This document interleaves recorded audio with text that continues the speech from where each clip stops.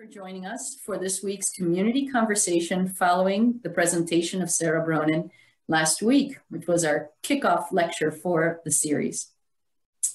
As many of you know, my name is Maria Furgiuele, and I am the Executive Director of the Community Design Center. We believe that the theme for this year's series, Building a Just Community, can be a catalyst for much needed conversations and hopefully in inspiring actions that can have a positive effect on our community. And so this is one vehicle for doing just that. I'd like to take this time to thank our presenting sponsor, Home Leasing, once again for their generous support. And also I'd like to thank our event sponsor for the first lecture was Hebron and Company. We are grateful for the support of all of our sponsors. We really are appreciative of your commitment and continued generosity. Special thanks to our exclusive media partner, WXXI, and to AI Rochester for being our sponsor for the professional development credits. I'd like to take this opportunity to recognize some of the unsung heroes behind the scenes, starting with Monica Reifenstein, who is the wizard behind the Zoom meeting. In addition, I'd like to recognize the Reshaping Rochester Lecture Committee that works year-round to develop the series, as well as our board of directors.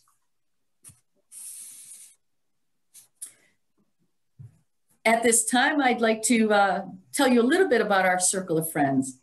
Our Circle of Friends members are persons or businesses that have made a commitment of sustained support to the organization. We gratefully acknowledge their support, and we extend an invitation to any of you who value the work of the Community Design Center to join our circle. And we would like to recognize and thank the New York State Council on the Arts, who has made our work possible through their generous support.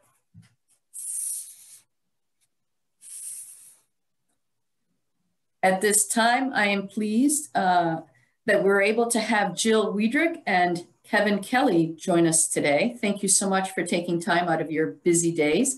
Jill is the manager of zoning and Kevin is the associate planner with the City of Rochester. This is an informal conversation, so I will let each of you tell us a little bit about yourselves. Let's start with Jill. I am thrilled to be here. I'm Jill Wiedrick. I work in the zoning office, and I have been involved in this life for about 15 years now. I previously had worked for Genesee County before coming to the City of Rochester, so I have quite the wide range of interests and activities and experiences, and we're thrilled to have been invited to have this conversation today. And Kevin, want to tell us a little bit about yourself? Sure. Hi, everybody. I'm Kevin Kelly. I'm part of the City Planning Office and worked on the Rochester 2034 Comprehensive Plan with our team, and am part of the current zoning alignment project team, or the ZAP team.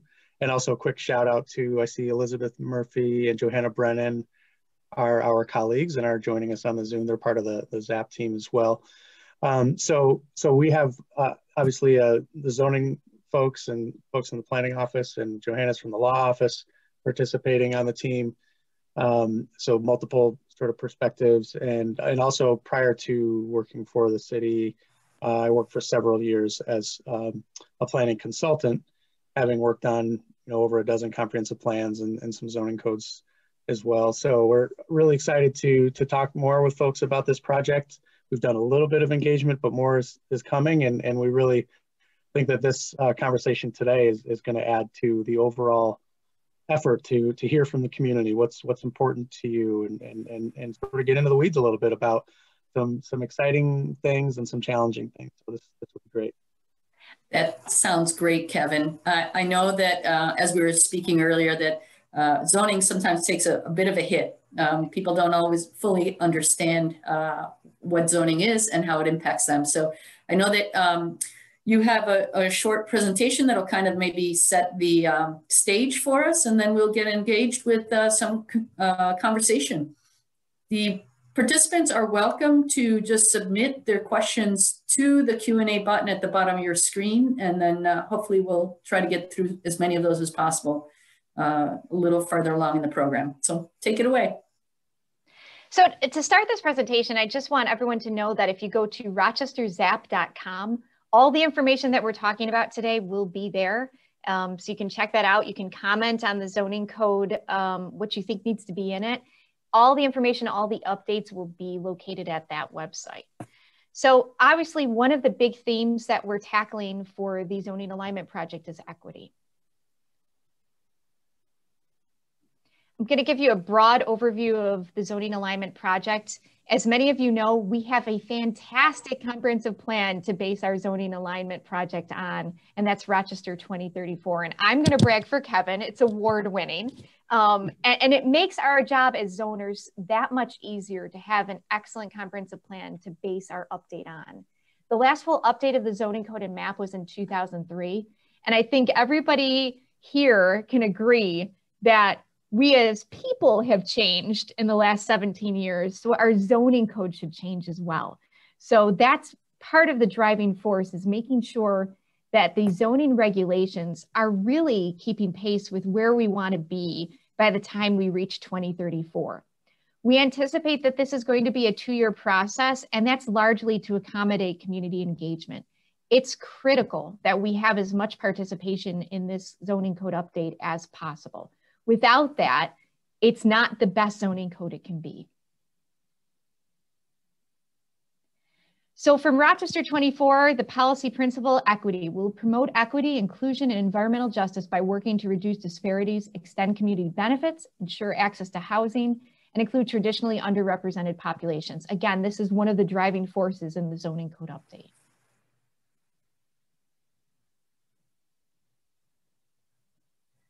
So some of the items that guide us is to strengthen land use, the transportation connection, obviously.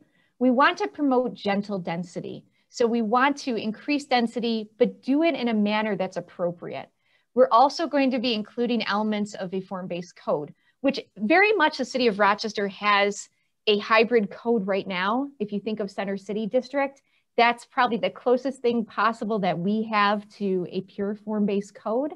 And we're looking to then broaden that to a couple other districts. One of the equity themes is zoning for jobs. Zoning can really impact the opportunities that people have. We're looking to increase housing options as well, and this could all be done through the zoning code. And Jill, I'll just chime in there that these are kind of 3 equity themes that we've kind of been driven by coming out of 2034.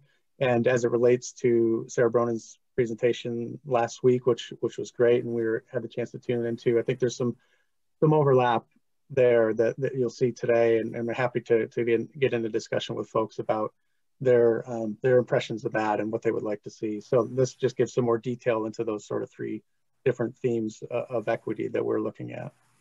Yeah, as you can see, we're really looking to expand what the city has to offer in terms of business development. We're creating more areas that are legal for light industrial uses. We're looking to easily reoccupy existing commercial spaces in residential districts. We're looking to ensure that there's, as Kevin mentioned, a diversity of housing. And this is just part of what the zoning code is looking to do. Again, increasing the housing options. One of the things, we're obviously an artistic community, so we're looking to allow live workspace in low density residential districts. So you can maybe compose your opera and live in the same space. You can paint your paintings, live in the same space. We're looking to allow up to 4 units as of right in medium density residential, when today it's currently limited to 2. We're shifting acres of land from low density residential, which is R1, which is, if you look at one of our zoning maps, is yellow, to medium density residential. So if you look at a number of the corridors in our city, they're zoned R1, and we're looking to change that to expand options.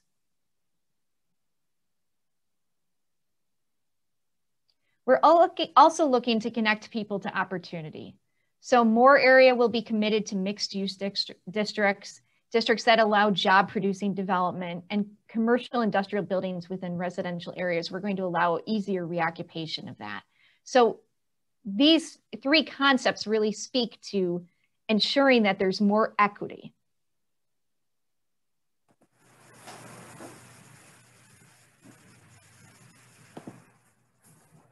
So I hope that kind of kicks off the presentation. And Kevin gave a couple shout outs, and I would be remiss if I didn't recognize Zena Lagonegro, who really did a lot of the heavy lifting when the comprehensive plan was being written for the zoning office. She was the one that was in there making sure that our needs were met from the zoning side. And so Zena, thank you so much. Good to have you here, Zena. Yeah, we're thrilled to have you all here. Well, that was a great introduction. Thank you so much. I think first of all, I want to kind of start out with, you know, what were some of the key takeaways that you had? We had a lot of people participate on lecture presentation last week. We obviously, when we meet with our speakers, we really ask them to do everything they can to learn about Rochester and to relate their expertise to our local context. So we shared the Comp 34 plan, the placemaking portion of that as well, the ZAP work that's been shared publicly. So I'm curious just to get, you know, from each of you, your feedback on maybe some key takeaways. Did she say anything new or different? Did she say something that really kind of struck a chord with what's happening here in Rochester? Tell us your thoughts. I think it felt good to know that communities are struggling with the same things we are. And that, you know, they're trying similar techniques and have similar ideas for the thing. It was sort of a confirmation that perhaps we're going in the right direction. Yeah, and I really appreciated her approach. I think she really emphasized the holistic nature of this issue of equity, that equity doesn't exist or get addressed in any kind of a vacuum. And specifically, she linked it to issues of public health and to sustainability. And while those are issues that a zoning code can't, you know, fix 100% or address 100%, there definitely are ways that a zoning code can address those things. So, you know, as I always say, it's one ingredient in the recipe of what we're working towards. So taking that holistic approach to equity and recognizing that it's impacted by other decisions that we make in the public health sphere or in the transportation sphere and that sort of thing. I think it's good to recognize that and to really highlight that zoning codes are relevant to this conversation. I do have to tell you, Maria, I have a favorite line, and I'm going to read it. Zoning only changes the city when someone comes in for a permit. When Sarah said that, my heart sang, because that is so very true. We can create a zoning code, and you know, it can put things in place to ensure that we meet the goals of 2034. But until people come in for permits, we're not going to realize the benefits of that updated zoning code. So when she said that, I thought, oh gosh, is she 100% right or what? Yeah, because there's the market side of the equation, right? That needs to come into play. Yeah. So I don't see all of the participants because not all of you have your videos on, but if you do have your videos on, I see you. Does anybody else want to share any of their takeaways from the presentation last week? And if you do, I would appreciate if you turn on your video, and if you would maybe just, I know there's a little way that you can raise your hand, but if you want to just, not everybody's jumping at once. So just somebody jump in and tell us your name and then your comments.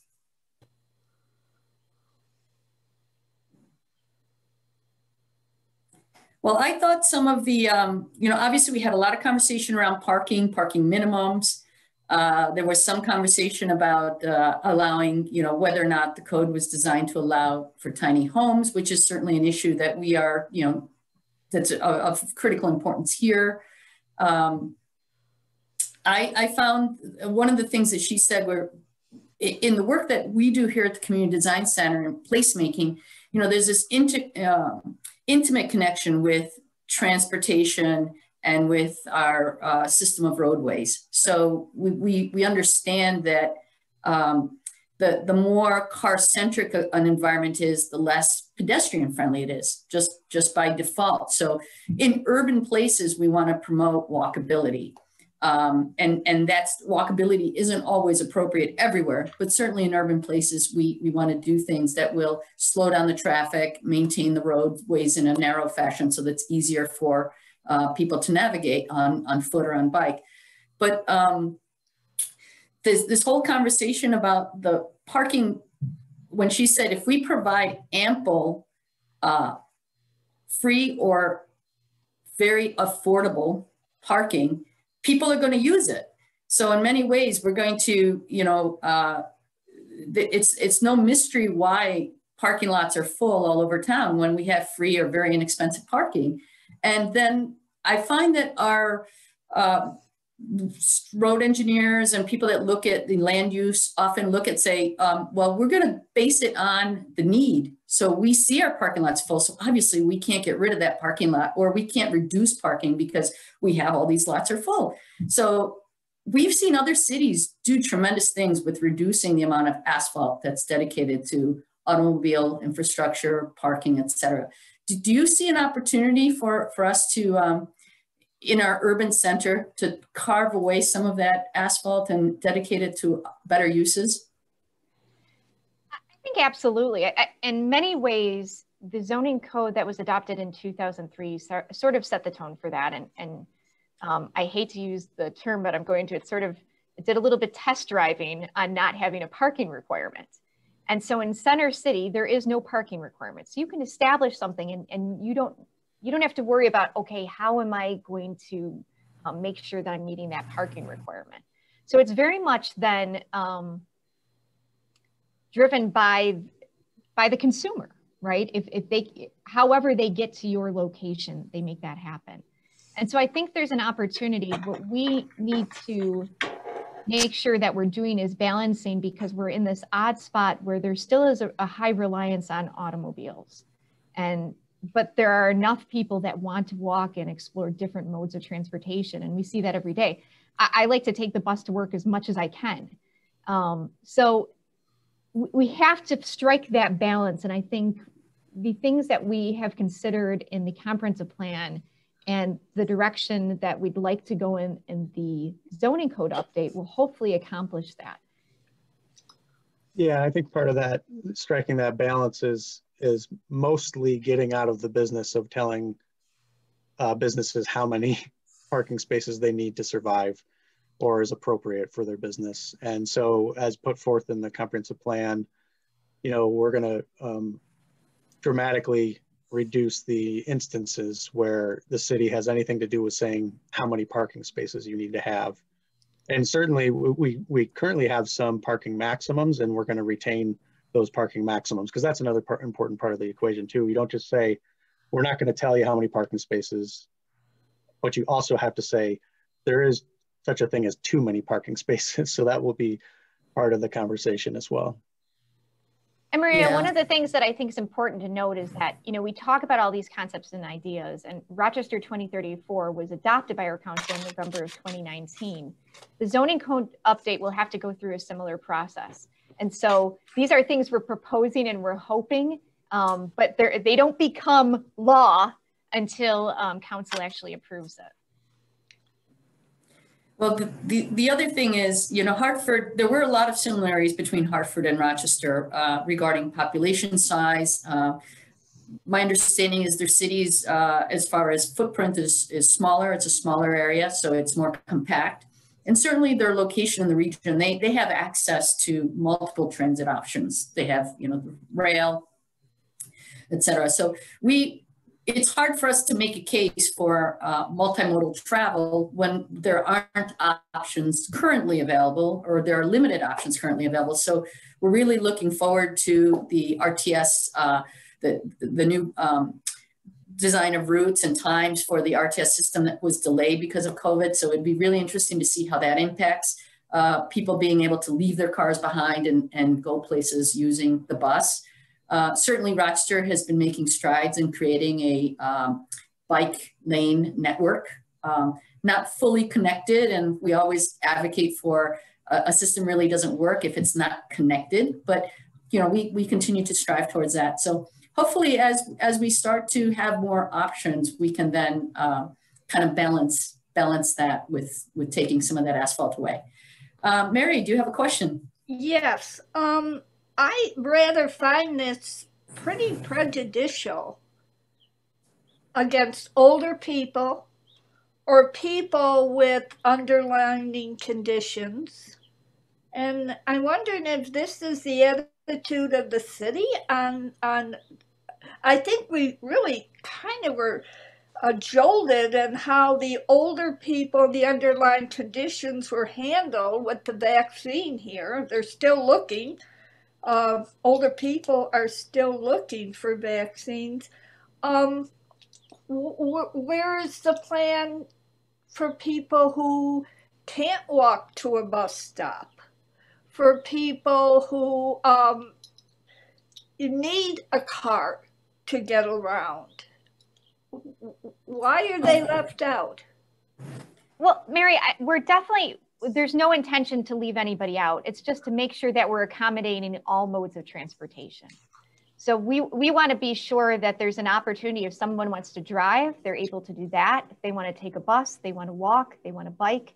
We want to make sure that there's lots of opportunities and choices for people. But when you do the bike lanes like they did on East Main, you also take out businesses. You're not saying you need so many parking spaces. There won't be with the bike lanes, and then would be places closer to people to maybe go to a store and buy something or to build up businesses in their neighborhood. So where's economic development, especially in our neighborhood, poverty neighborhoods that, God help us, they need jobs, economic. Where do they come into this plan? So Mary, we do have data that shows that creating options does have an economic benefit. Owning a car is one of the things that is something that many people don't have resources for, even if they can afford a car, the maintenance of a car, the insurance. So creating opportunities to have more walkability and other transit options does help neighborhoods. I don't know if, Kevin, if you want to contribute or anybody else want to chime in on that. Yeah, but that's not what I meant.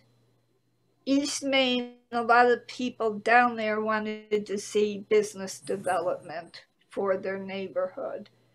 And there's not going to be parking. They're all bike lanes. Where does this balance in neighborhoods that need economic? And I know economic development helps with no cars too, but there's two sides to our city.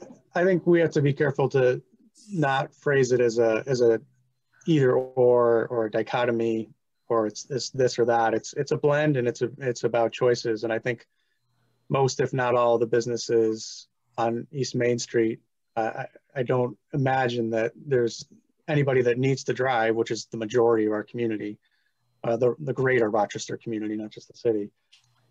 Folks that need to drive are not going to have a terribly challenging time parking to support those businesses, even though there are bike lanes there. And but does it leave an open door for more businesses? I don't think so. And again, the parking, when we talk about sort of reducing how much we're requiring parking minimums, we're not saying that you can't build parking when you build a new restaurant or a mixed use building. We're saying we're not going to tell you the minimum number that you have to have. So if a new business comes along, like you're suggesting, and we hope to see that kind of economic development, they certainly can continue to build a parking lot in the back of their lot. We're not saying we're switching from cars to bikes now. That's not the dichotomy that we're proposing here. Well, on East Main, it was evident that bikes came first. Yeah, and bikes have been deprioritized for generations, and we're trying to tip those scales a little bit. Car infrastructure doesn't need any more advocacy than it already has. When I say first, ahead of really economic development and you know, people that need, maybe to build businesses would have to drive to get there. So and Well, that's what I'm saying. I think there's a lot of things to this. There it is. It is a very complex problem. We do see, I mean, that's one of the things that we as an organization do is, you know, we follow the trends, the national trends. We do have a lot of data that supports the value of having bike lanes, particularly in urban areas, the need to really improve the environment for walkability, which includes maintenance and repair of sidewalks. One of the most critically important things to do for walkability is to maintain a continuous curb so that people feel safe. They don't have to worry about dodging a car that's turning into a driveway every, 50 feet. So hopefully the things that are happening on East Main Street are all following the trends that have demonstrated great success. So we hope that we'll see the same on East Main Street. So let's wait and see how that all works out. Right, can I say one more thing, and I'll zip it. Why we have side streets they can use their bikes on that would not hinder economic development. And is it true because it got state money or transportation money quite a bit that really promoted this? I mean, what are the facts? Well, Mary, I would say probably for about the last 20 years, when streetways have any sort of government money attached to it, they have been including bike lanes. So this is something that we're typically seeing. But I really do appreciate your comments, and I think this is something that Kevin and I... We can do side streets that would never hinder economic development in needy areas. That's all. Well, and I think that, there's an opportunity with East Main to sort of test this out and see how it works. And you can always make changes. So if the businesses find that, this isn't working, we go back to the drawing board and we can figure it out. But this is good information, and your comments, I do appreciate them. And Kevin and I can take them back to the team and figure out how we make it work for everyone. Our people of Rochester need jobs. So the transit obviously is a big part of this equation. And we have a question from Randy Morgenstern, who asks, will zoning be working with transit for greater accessibility and affordability throughout the city? So that's kind of a general question. That's an absolutely. Yeah, and it's an ongoing process, but certainly set the table with Rochester 2034 and the land use plan that's outlined there, where we're looking to change the direction of our existing zoning so that properties along all of our transit corridors are allowing for more density of development because it's a two-way street. If you'll forgive the pun, transit has to support land use and development, and land use and development regulations have to support transit. So I think we're making some steps in that direction to allow for a bit more density along our transit corridors. Mm-hmm. Well, I know that I think Roger has a question, but he hasn't been able to put it in the chat. So Roger, can you unmute yourself and ask your question? Okay. Hi, Roger. Hey there. Actually, I thought Randy Morgenstern sort of entered into Mary's concerns, and that transit and public buses, etc., are really major keys to this zoning effort. And I think that, I guess the RTS is going to be coming out with its revised, I guess schedules and so forth, philosophy on where they're headed in the future. But the city is really trying to remove the dependence on the automobile from mobility around the city, and a really robust and effective transit system, I think, is one of the major keys that I know that Kevin and Jill are working with RTS to make that happen. But one of the questions I really had was, between the architectural edge of the public realm is land, much of which is controlled by the city. the zoning code, et cetera, is doing an awful lot to enhance, let's say, the edge of the public realm from activity to visualness and so forth. But what can controlled by the city, that means the roads, the sidewalks, the trees, the tree lawns, public squares.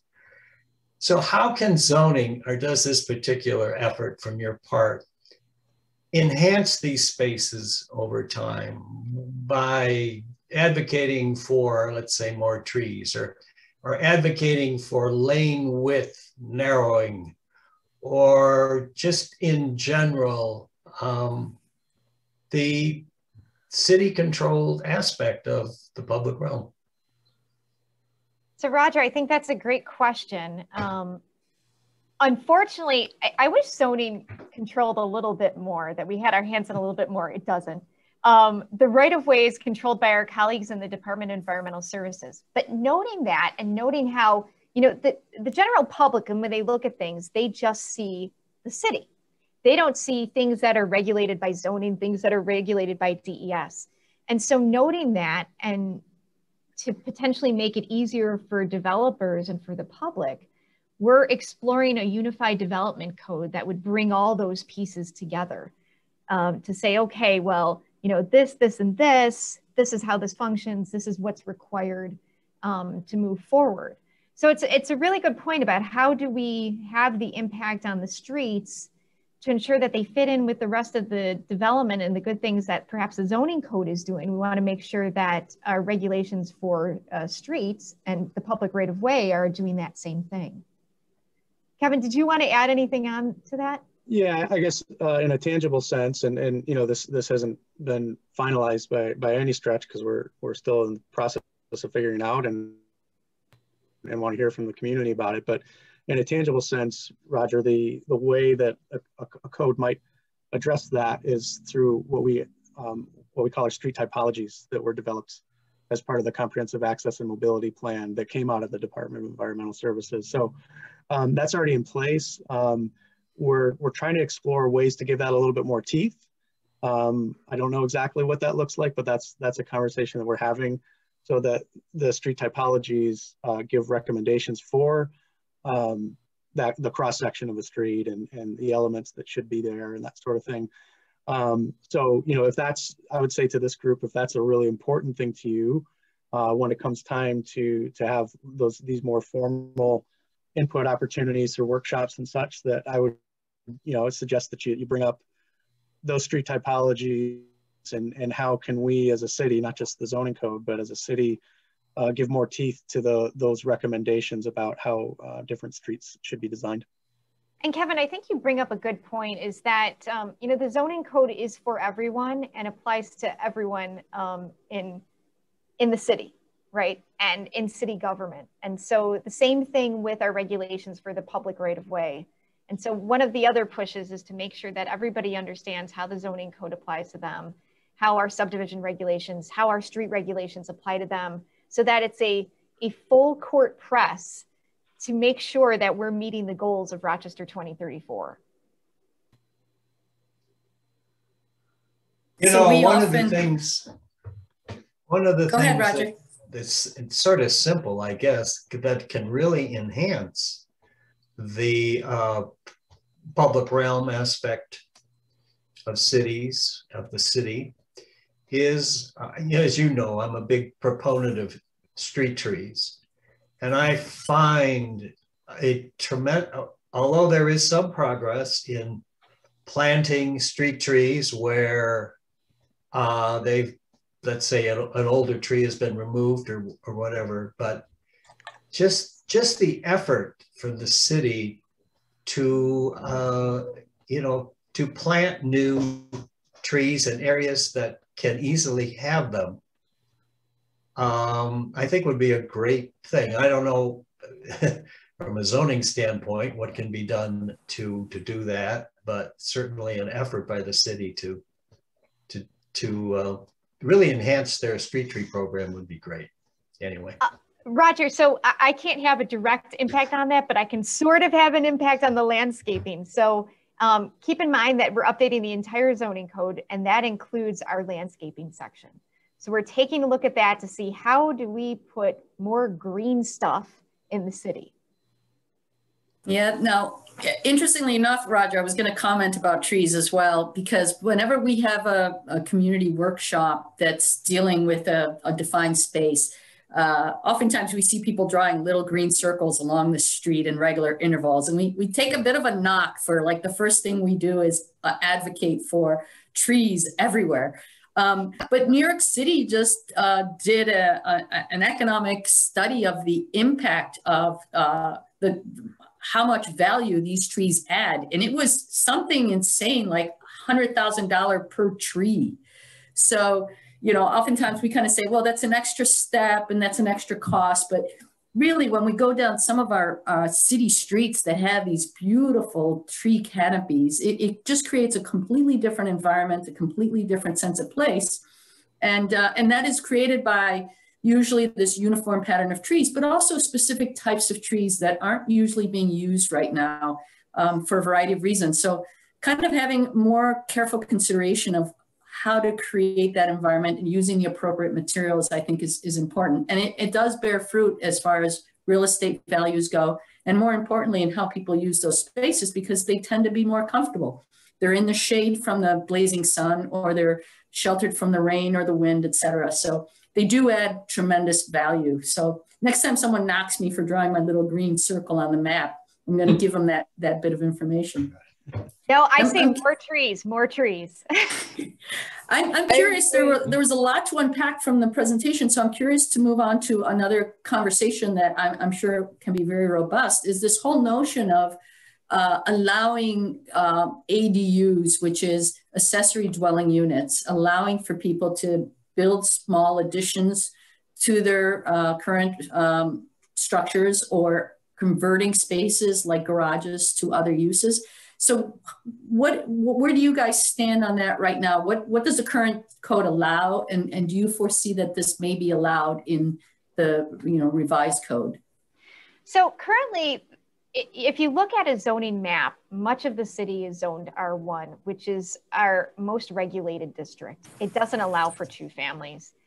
By allowing more units in residential districts, you have the opportunity to potentially get the ability to have, your in-laws live behind you or with you, or, your children. So we're definitely exploring that to see how we can make that a reality. And can it, I mean, one of the things we like to advocate for is the fact that it can be a tool. Number one, it gives the homeowner more options, maybe economic viability, maybe as an aging person or person that's been in the neighborhood a long time, but they need to move from a large house that has 4 bedrooms to subdividing their house to be a first floor unit that they can easily access in and out. But they need maybe that resident to A, provide the additional income, B, keep an eye out on the property, mow the lawn, shovel the driveway, provide assistance, so it's not written in stone that that's what a tenant would do, but people can make those kinds of personal arrangements, and it helps to keep people hopefully in their homes longer or stay in the community. So there are great benefits to all of those things. I'm sorry, Judy, go ahead. Hi, Judy Hay.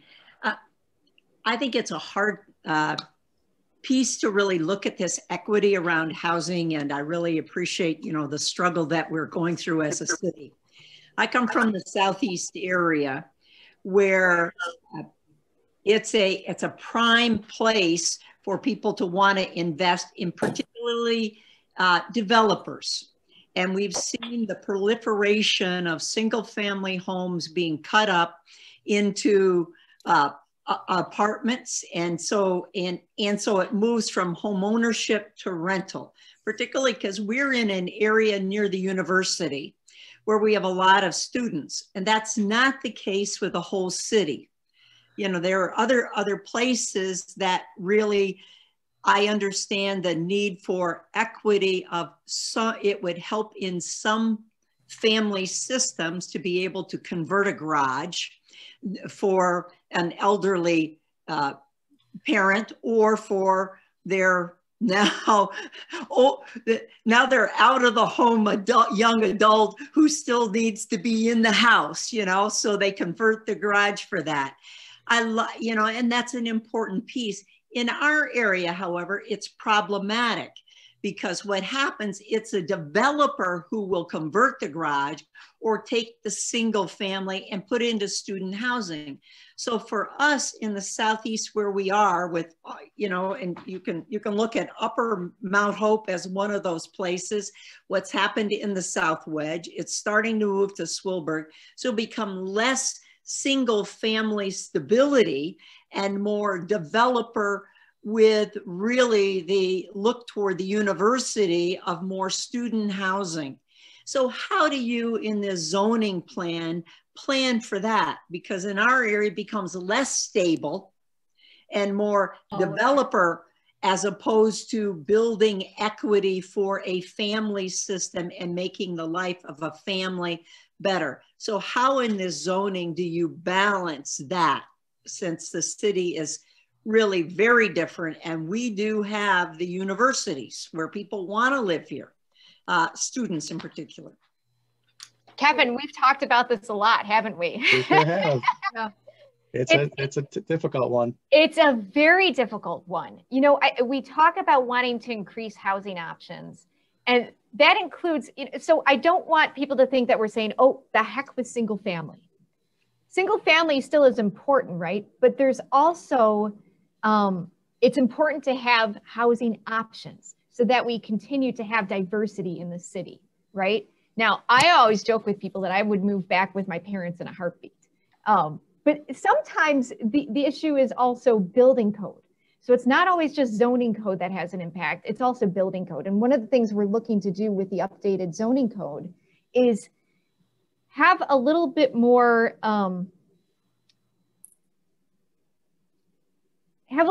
conversation with the building code so that the zoning code and building code work well together to be supportive of things moving forward.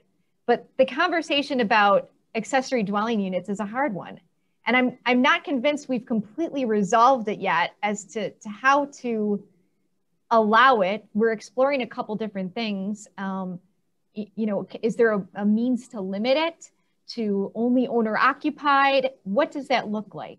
So this is a conversation that I think, Kevin, we probably talk about this at least once a week. Yeah, probably. Yeah, and I had a couple of thoughts, but real quick, Jill, can you speak to the market side of it? And like, how often are you seeing people actually proposing to create an ADU in their homes throughout the city? Never. Never. Is that because it's not allowed, or just you're just not seeing a need? See, and I'm a geographer by nature, so I like data. And so my question is it a zero because people know what the regulations currently are, and so they know that it's not allowed and they're not coming in? Or is it a zero because it's not wanted? And I don't have that answer. Yeah, so and there's sort nuance. of, yeah, go ahead, Kevin. I was gonna say there's nuance to that too, because when we say it's not allowed, really it's only not allowed in R1. It is allowed in R2 and R3 and other places, and we're still not seeing people apply for them. What we're proposing to do is, one, make it allowed in more of the city, because the amount of land taken up by the medium density residential, which is akin to the R2, is going to increase substantially. So it's going to be allowed in a lot more of the city, but the areas in the low density, which is akin to the R1, currently it's not allowed because it's a prohibited variance, and we're going to be looking to remove that for lots of legal reasons, so that in theory you could still do an ADU in the low density residential. So really anywhere, any residential district, but you'd have to pursue it through a variance. So it's a little bit of an extra step, but it is possible. But again, that's the regulatory side of it. The market side of it is nobody's asking to do it. Yeah, and I think that's a great point, Kevin. The fact that you know, we have this tremendous fear that once it's allowed, that everybody's going to be subdividing their homes or adding units, or et cetera. And your point is, you know, that may not be the case. It may facilitate people who have a unique circumstance to do it, and not to not to discount the fact that there is an investment involved, right? The ADUs don't pop up by themselves. People have to be able to afford putting these additions on or making these improvements to their properties as well. So I see your hand, Mary. Just 1 second. Go ahead, Mary. Kevin, you just said something that you're going to change the R1s for legal reasons. What's that about? So I can speak to that a little bit. So right. We have prohibited variances, and I'm going to get into the zoning weeds with everyone a little bit. So join the adventure. If you have any questions after, don't hesitate to contact me. All right. So Joe. Typically, when you have a zoning code, you always have the ability to ask for a variance, whether it be a use variance or an area variance. In our current code, we have a list of things that are prohibited variances, which means you can't even ask for a use variance for it. Okay. Now I have to add in that use variances are very difficult to get. When I speak with applicants about a use variance, I tell them the odds of getting it are 0.00001. It's a heavy lift. It's not impossible, but you really have to have your ducks in a row, okay? Because a use variance is essentially saying, I want something that the community has said we don't want here. So the Zoning Board of Appeals takes that seriously. They want to ensure that the use that you're asking for really is okay. Will it fit in with that area? By removing the prohibited variances from our zoning code, that allows for a use variance to be applied for a 2-family in an R1 district, in a low density district. Wow. That doesn't mean that it's going to get approved. Like I said, it's still an incredibly heavy lift. Yeah. But and that prohibited variance list covers all the districts. So it's going to be all the same.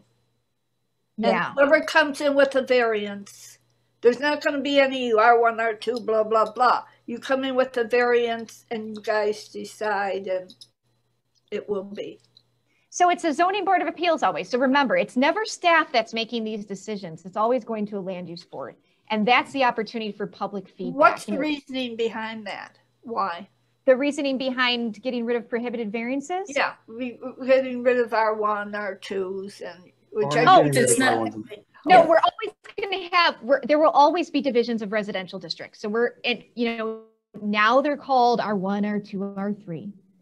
We're proposing to move to low density, medium density, and high. Right, with no strict rules and. No, still rules. So there still will be a list of uses that are permitted and specially permitted. But now people will we're proposing to allow people to have the ability to apply for a use variance. All right, so you zoning and city council or whoever will be the deciding factors on how our properties will be used. Am I correct? No. Kevin, I see you shaking your head. Yeah. No.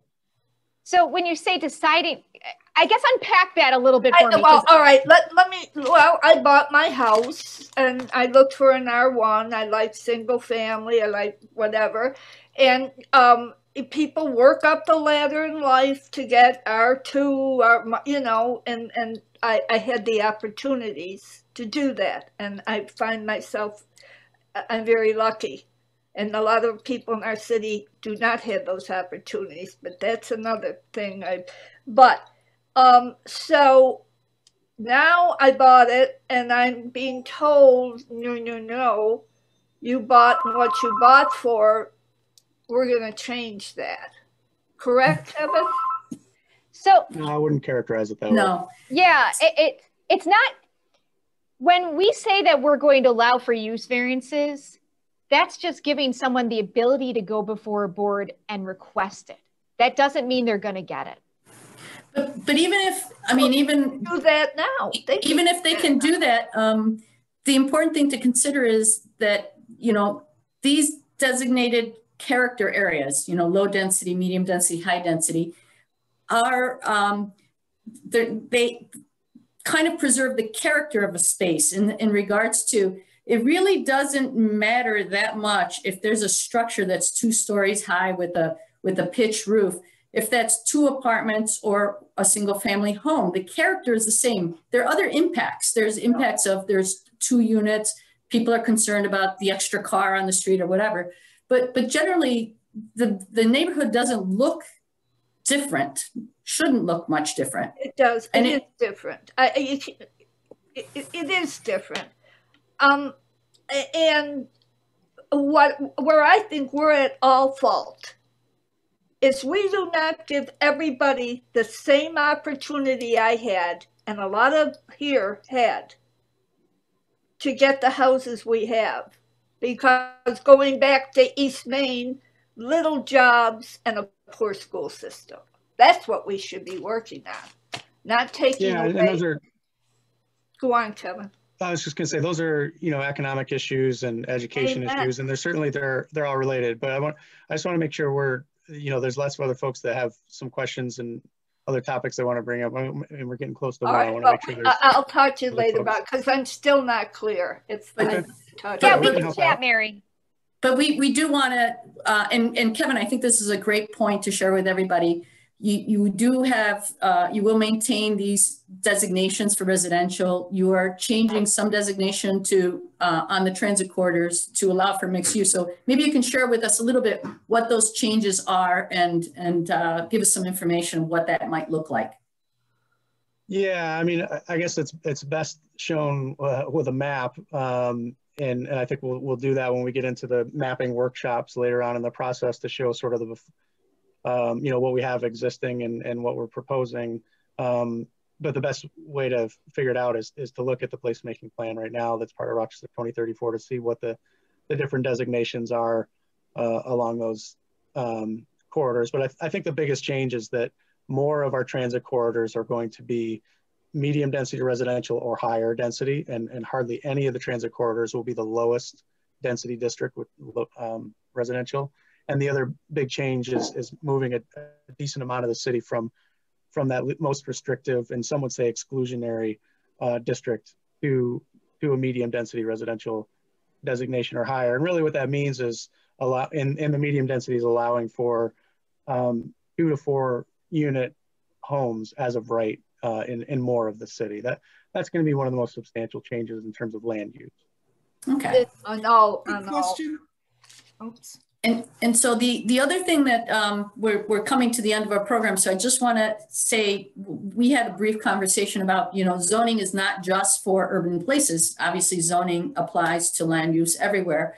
And Jill brought up a very interesting point to the fact that, you know, we really have to consider land use as an entire region, as opposed to just, you know, block by block or city by city or municipality by municipality. So the really interesting thing about what Sarah is doing with Desegregate Connecticut is I believe it's the first time that someone, an organization, has tried to bring zoning, a uniform zoning code to an entire state, which is what's really crazy and wildly exciting. It'll be interesting to see how successful they are, because they're getting very much a similar kind of pushback of people concerned about how their properties are going to be impacted and property values, et cetera. So this will be an ongoing conversation, and certainly the Community Design Center hopes to host many, many more of these kinds of conversations and hopefully connect all of you to resources that will help you learn more about what's happening locally. So with that, I don't know, Jill and Kevin, do you want to say any closing thoughts, and then we'll close out the program? Well, I do invite everyone to check out rochesterzap.com. That's where all of the information that we talked about lies. You can submit comments, you can check out what we're doing as far as the zoning code update goes. And you can always contact myself or Kevin if you have any comments or you'd like to chat further. This is important work that we're doing that's going to really impact us. And we're really, really excited to make sure that the zoning code is going to help us meet the goals of 2034. Very excited. And we need all of your help. Yeah, definitely. And I'm sure everyone's anxious to know when we can all be in person and have these conversations literally around a table with maps rolled out on those tables. So, you know, we originally were thinking in the schedule that would be probably this summer. That's likely to be pushed back because of COVID restrictions. we're trying to find this delicate balance of like, we want to get this better code on the books as soon as possible, but we also want to do it right. And we also want to do it in a way where people can actually meet in person to talk about these things. So hopefully this fall, we'll be able to allowed to be doing some workshops at some level. And we'd love to meet with folks at that point. And we'll just kind of all have to stay flexible and understanding about how that rolls out. Yeah, for those of you that know me, the fact that I could sit in a seat for an hour like this is a huge high five to me. I like to move around and I like to interact with people. So I can't wait to do the mapping meetings. Great, thank you. That's we need more. We need more information. Thank you. Mary, you're going to see us so much, you're going to get sick of us. Well, that's all right. You're already sick of me. Not at all. We love you, Mary. I think, you know, there is so much work that needs to be done in this area regarding just sharing information, learning about how these things are going to impact our spaces, what the value is, how other people are doing it. And certainly we intend to be at the center of all that. So with that, I want to thank, especially thank our guests, Kevin and Jill, for sharing their time with us. Zena, thank you so much for joining us, and all of you for taking time out of your day to have this conversation. I want to invite you to please, through the survey, give us feedback on topics. Do you want to see more of this kind of thing? Are there other resources in the community that we'd like to sit down with and have these kinds of community conversations with? So please do fill in the survey so that we can have some feedback on other programming that we can do. And I want to invite you all to our next Reshaping Rochester lecture with Niti Gulati. She's joining us from France. She was the former Senior Director of Programs and Projects at Project for Public Spaces, and she's currently getting her master's degree in France. So she's going to be a tremendous resource speaking about transit options and mobility and you know how that impacts equity. So please register for that. All of our programming is free. We'd love to see you all there. So with that, I want to thank you all again and look forward to seeing you all real soon. Can you send us what's in the chat? Yes, I'll see if we can get that out to everyone that participated. Thank you, everybody. Yeah, thank you, everybody. Everyone. Good to see you all. Bye. Thank you. Thank you.